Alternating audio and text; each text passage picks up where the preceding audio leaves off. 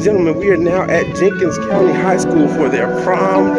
I've already been in. This place looks amazing. The staff, this is like my 3rd or 4th year doing this, and the staff always seem to outdo themselves every year. This setup is outrageous. You gotta check it out.